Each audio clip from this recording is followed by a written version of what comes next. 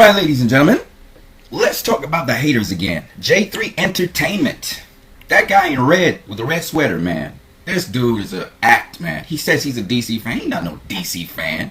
Alright, I'm going to point it out and let's let you guys know. Because what he's doing is anybody who defends this film, oh, you a DC fanboy. Let's hit this Marvel tard in his two teeth. This guy says it's all Zack Snyder's fault that the 3-hour cut did not go into the theatrical release instead of the 2-hour and 31-minute cut, because he had complete control over the movie and it's not Warner Brothers' fault. So the guy in green, he refers to Watchmen. He said, well, he had the same amount of control with Watchmen, but he could only put out the director's cut after. He said, no, man, there were other people around there he didn't have the full control that he was supposed to have for Watchmen. I was like, what? So let's go look at it, all right? Let's look at facts, because I'm not a fanboy. Let's look at facts, okay? Because I don't like when people misrepresent information. The other thing they said is that the ultimate cut that's coming out is 4 hours long. That's wrong as well, all right? Let me put him correct. It's 3 hours long. So you're giving a whole set of wrong information. But let's deal with this hater here, the guy in the red shirt. Let's deal with him. Watchmen, right? It was directed by Zack Snyder. But how you know if somebody has complete creative control is if they're also producing the film, right? They're involved in editing and everything. The producers are Lawrence Gordon, Lloyd Levin, Deborah Snyder, and Thomas Tull, who was the executive producer. Okay.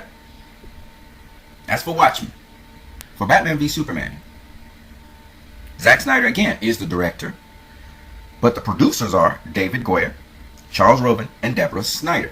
David S. Goyer is the executive producer. So, on both movies, these are facts. Both movies, Zack Snyder was just the director. He wasn't the producer.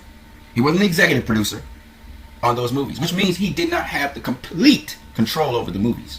Besides that, Warner Brothers, as much as he wanted to speak with Warner Brothers, were adamant that the films have a certain amount of runtime. And Zack, if he had his way, would have the 3-hour movies in both cases. Both movies, Batman v Superman was 2 hours 31 minutes. Watchmen was 2 hours 43 minutes. Okay, so in Cinema Blend, Watchmen the Ultimate Cut, it was 215 minutes long. That's 3 hours and 35 minutes long.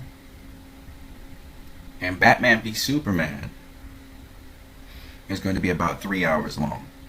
So an additional 29-30 minutes.